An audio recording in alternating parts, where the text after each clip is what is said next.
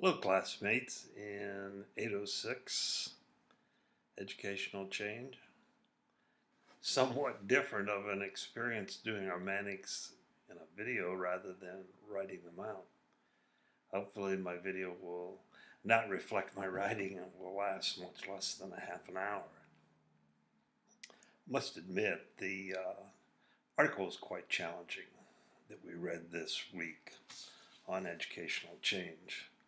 The systemic change process in education, a conceptual framework. Wasn't what I expected for an article on educational change, wasn't what I expected for our first article in this class, and found that I had some agreements and disagreements with the article. But to start out, the most important statement I think was on the first page, where the author said there is a growing recognition that while our K-12 public educational system was remarkably effective at the beginning of the century, it is fundamentally inadequate for meeting our vastly different needs for educational needs in the information age. I couldn't agree with this statement more. It appears, as I watch students enter the University of Kentucky, many of them are really ill-prepared for how to handle acquisition of knowledge and assimilation of what causes them to think differently or change internally or to be different. And I point out this as an individual because I think educational change all starts with the individual before it grows into the organization. And I am quite confident the authors were absolutely on the mark when they stated that what began and what was effective 100 years ago is absolutely ineffective today. For my agree statement, I really liked the 7 organizational learning disabilities discussed by Peter Singe in his 1990 article. And I thought Dr. Singe did an excellent job of pointing out how an organization must look at itself. And not only the organization, but individuals within the organization. A practical approach in these 7 learning disabilities of how we can individually or as an organization see ourselves as we want to see ourselves and not as the world sees us. That we literally can lie to ourselves in what is reality and what is actually happening. And I think this happens in many of our school systems today. It almost becomes one of creating a world that we want to see and want to believe in, and then constantly isolating ourselves to a point where we're only surrounding ourselves with people who think and believe like us, and then we create this mythical or magical world that really tells us and reinforces in us the thoughts of what we think a learning organization should be or an educational environment should be, when really, in reality, it's really quite different.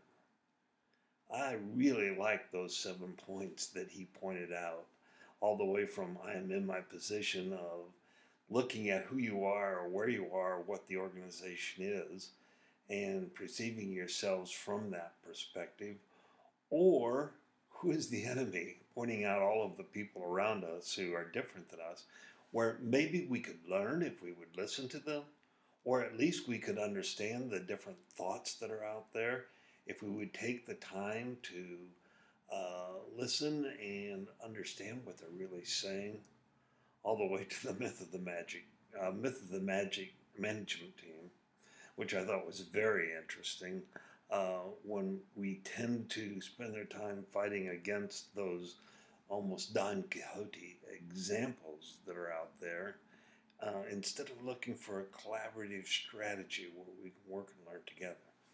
I thought about how this might work in an educational system or in an organization as you might try to create a learning organization, And I recognized it would be a very complex issue that needs to take place, or a very complex manipulation of attitudes and the way that people look at facts and reality before we could institute change. But I thought the article and pointed out Peter Singer's ideas on 104 very adequately, and I couldn't agree more with that statement.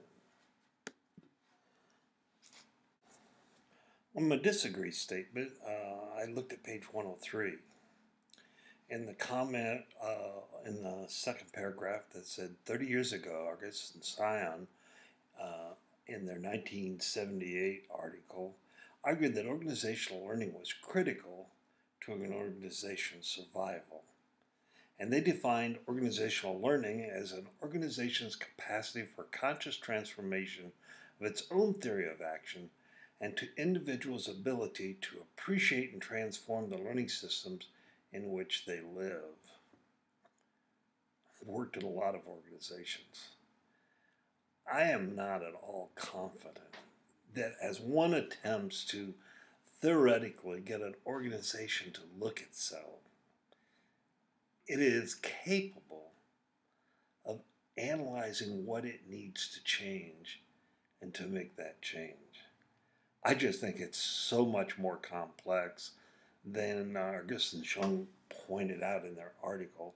Even though theoretically I would agree with them, practically I would say that we have a very difficult, if not an impossible time or opportunity or chance to control the change of even our educational systems and how we want them to move from one type of system to another.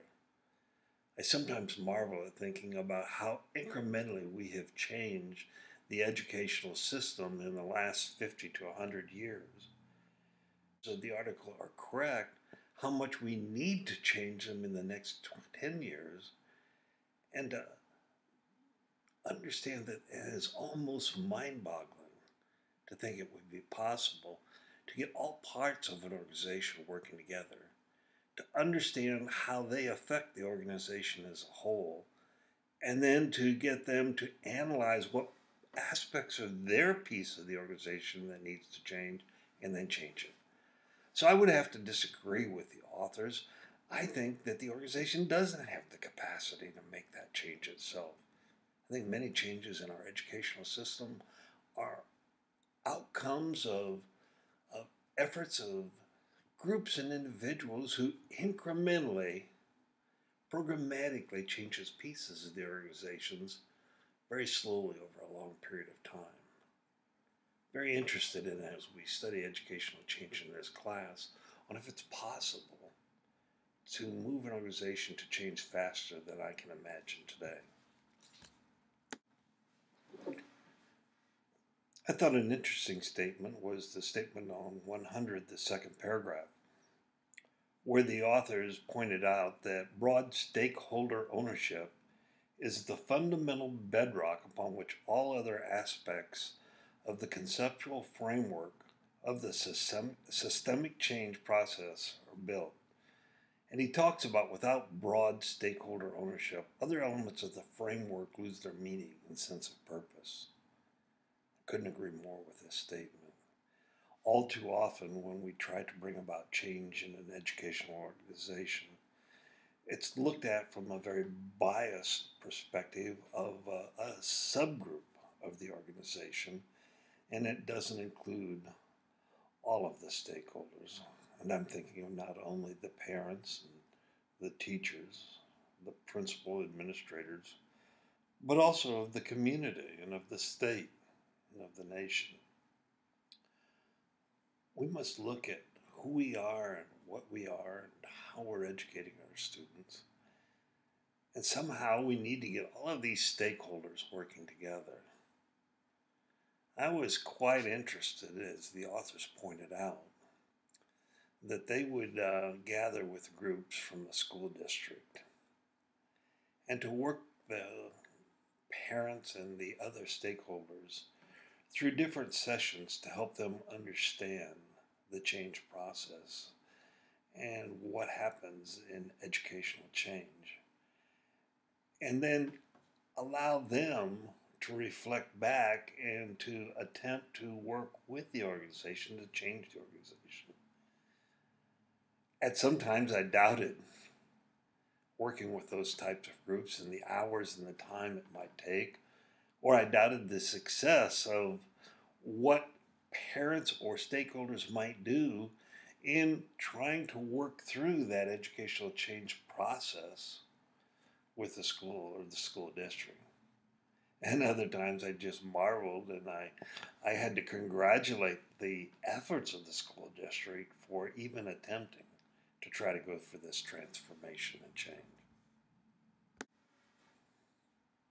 I found the whole idea on page 103 of single loop and double loop learning as methods of transforming a learning organization.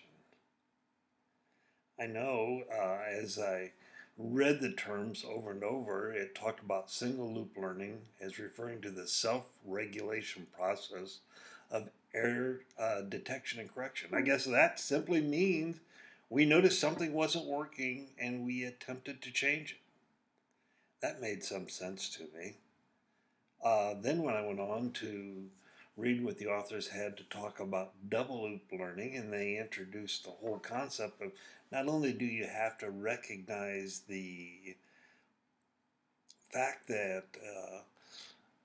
an error was taking place or something wrong was taking place, and then you were trying to correct that, but you needed to understand this in the concept of the theory associated with it, and I found it quite confusing. As a matter of fact, I found a lot of things in the author quite confusing. I think overall, it's going to be important for us to understand learning organizations and then learning within an organization. And I'm looking to read many more articles on educational change. But as I said at the beginning of the article, or as I said at the beginning of the video, there were points of this article I really enjoyed, and there were points of this article that absolutely confused me, and there were points of the article that I thought were realistic, and there were other points of the article that I thought were absolutely unrealistic and would be impossible to take place in today's environment or today's society. Look forward to your comments on this video. Thanks.